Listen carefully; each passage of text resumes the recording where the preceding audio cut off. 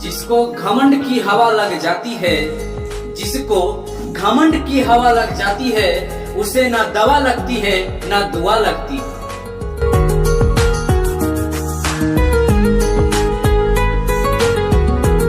देखिए क्या है, आवर्धन किसे कहते हैं। एकदम अब पहला नंबर तो ऑब्जेक्टिव में का बहुत ही बार पूछा गया, ऑब्जेक्टिव में बार बार पूछा जाता है, रिपीटेशन कर देता है ना, तो इसको ध्यान से समझना और याद नहीं करना है, समझकर याद करना है, ठीक है। आवर्धन किसे कहते हैं, तो जरा एक बार ध्यान से देखिए, आवर्धन किसे कहते हैं। प्रतिबिंब की ऊंचाई तथा वस्तु की ऊंचाई के अनुपात को आवर्धन कहते हैं। इसे स्मॉल एम छोटी एम से सूचित करते हैं, ठीक है। या फिर हुआ एक बार यूं कि लिखा दिए थे प्रतिबिंब की ऊंचाई तथा वस्तु की ऊंचाई के अनुपात को आवर्धन कहते हैं। अब पूछ दिया था एग्जाम में, ये वाला पूछ दिया था कि प्रतिबिंब की दूरी, प्रतिबिंब की दूरी क्या पूछ दिया था, प्रतिबिंब की दूरी तथा वस्तु की दूरी के अनुपात को क्या कहते हैं। तब भैया प्रतिबिंब की दूरी बोले चाहे वस्तु की ऊंचाई बोले, बात दोनों सेम है।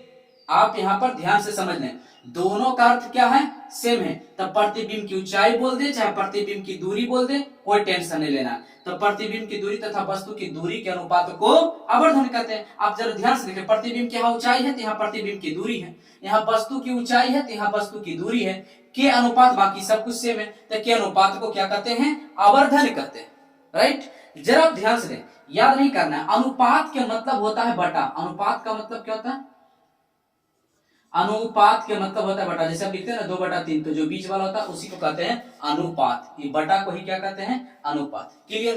तो जरा आप समझे ध्यान से, क्या होता है, सूत्र पूछ देता है, आवर्धन बराबर क्या भैया, आवर्धन बराबर सूत्र पूछ देता है। तब पूछेगा, कहेगा निम्नलिखित में से आवर्धन क्या है, सूत्र याद रखना, ऑब्जेक्टिव में पूछेगा।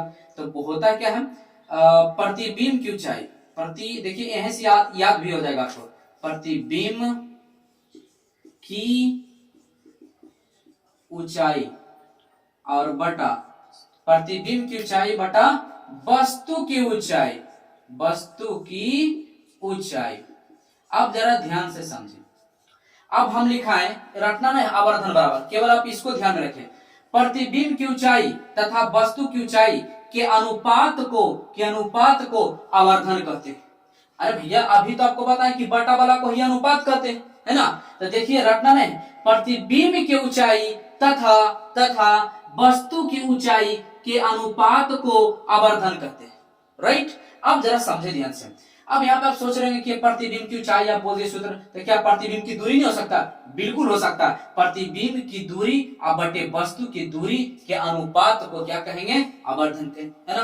तो आवर्धन को सूचित किससे करते हैं, तो आवर्धन को यम से सूचित करते हैं। तो ये पूछ देगा यम बराबर आपसे, है ना। अब यम बराबर पूछ देगा तो यहाँ पर ध्यान देना होता है क्या, H2/H1, इस बात को ध्यान रखना, है ना। पहला ऊंचाई ऊंचाई 2 और बाद में ऊंचाई 1, इस बात को आपको ध्यान में रखना है। फिर एक और पूछ दिया जाएगा आपसे कि क्या होता है यम बराबर, तो फिर होता है -v/u। तो ये दोनों आपको ध्यान में रखना है, न्यूमेरिकल में काम आएगा, ठीक है। और ऐसे ऑब्जेक्टिव में भी कई बार पूछा गया है, कई बार क्या बार बार पूछा जाता है, ठीक है।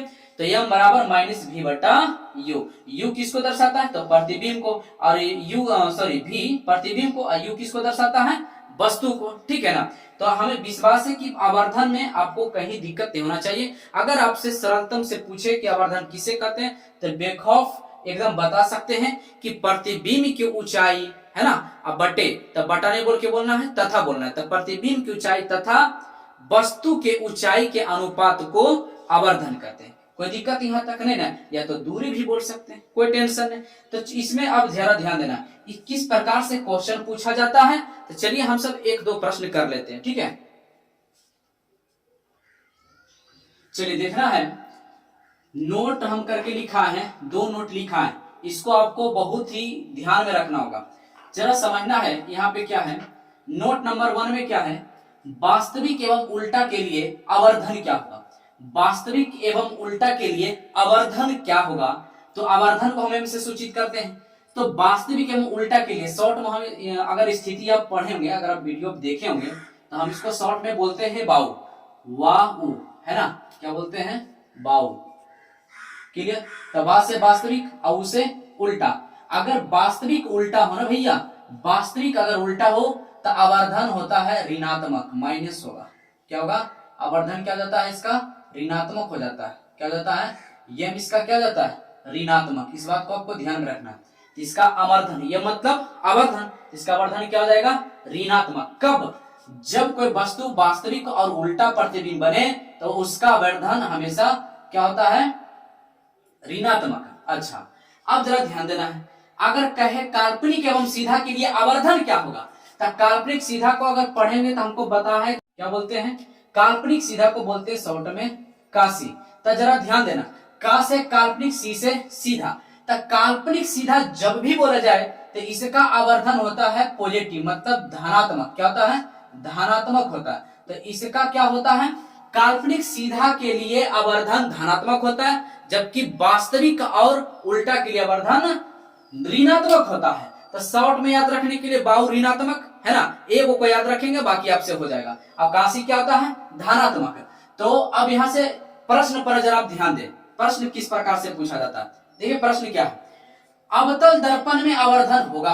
अब अवतल दर्पण में आवर्धन होगा तो आप अवतल दर्पण में अधिकांश, किसी से पूछे तो अधिकांश बोलेगा कि अवतल दर्पण में प्रतिबिंब हमेशा वास्तविक और उल्टा बनता है। क्लियर। तो जब वास्तविक और उल्टा बनता है तो यहाँ पर आप विचार करें, जब वास्तविक और उल्टा बनता है तो अधिकांश वास्तविक उल्टा में क्या सोचेगा कि ऋणात्मक होगा। लेकिन यहाँ पर सवाल को जरा ध्यान से पढ़े, अवतल दर्पण में आवर्धन होगा, तब भैया अवतल दर्पण में आवर्धन, पहले तो उसको टिक करने के लिए पहले आपको विचार करना होगा कि अवतल दर्पण में स्थितियां 6 स्थितियां होता है। तो 6 स्थितियां में सब में 5 स्थिति तक सब में बाहु बाहु था, मतलब वास्तविक उल्टा वास्तविक उल्टा वास्तविक उल्टा 5 तक। लेकिन एक छठा स्थिति ऐसा था जिसमें काशी बनता था, काल्पनिक और सीधा। ठीक है। अब हम क्या बोल रहे हैं, नहीं बोल रहे हैं, अगर आप स्थिति नहीं देखे हैं तो उसका वीडियो पहले आप देखें। अवतल दर्पण में 6 स्थितियां होता है, पूरा 6 स्थिति देखें तब आपको समझ में आएगा। तो यहाँ पर जो देखे उनके लिए बहुत अच्छा मजा आ रहा होगा, समझ में भी आ रहा होगा। तो यहाँ पर अवतल दर्पण में आवर्धन होता है, जो बोल देता कि केवल वास्तविक और उल्टा लिख के देता तब हम कहते ऋणात्मक होता। लेकिन ऐसा नहीं बोला हमसे बोला अवतल दर्पण में आवर्धन होगा, तो अवतल दर्पण में आवर्धन दोनों होगा। क्यों? क्योंकि अवतल दर्पण में काल्पनिक और सीधा भी होता है, वास्तविक और उल्टा भी होता है, तो दोनों में हो रहा है। इसलिए ऑप्शन नंबर सी, क्योंकि धनात्मक भी होता है और ऋणात्मक भी होता है, इसलिए हमारा करेक्ट आंसर क्या होगा? Option number C. इसलिए किसको मारेंगे? सी को। दोनों होगा। क्लियर यहां तक है ना? क्या हो जाएगा? दोनों हो जाएगा। Option number C, C for chandan, है ना। चलिए ठीक है, आगे बढ़ते हैं। यहाँ पे देखना, उत्तल दर्पण का आवर्धन होगा। भैया उत्तल दर्पण में लिख के दे या ना दे, केवल उत्तल दर्पण जैसा ही बोल दे, आंख बंद करके धनात्मक मारना है। क्योंकि उत्तल दर्पण में हमेशा हमेशा हमेशा काशी ही होता है। काशी मतलब काल्पनिक और सीधा होता है। उत्तल दर्पण में तो सदैव 2 ही स्थिति होता है, और दोनों आप अगर याद है आपको बढ़िया से पढ़ेंगे तो हमेशा काल्पनिक और सीधा ही होता है। इसलिए इसमें कोई संदेह नहीं, इसमें किसी प्रकार से भी प्रश्न पूछे तो इसमें हमेशा आपको ध्यान रखना है, काशी में क्या होता है? आवर्धन क्या होता है? धनात्मक। तो क्या होता है? धनात्मक। Option number A correct answer. क्या हो जाएगा? A correct answer. तो हमें पूरा विश्वास है कि आप अच्छी तरह से समझ गए होंगे, इसमें किसी प्रकार की कोई दिक्कत तो नहीं हुआ होगा। तो अब उत्तल दर्पण का आवर्धन हमेशा क्या होता है?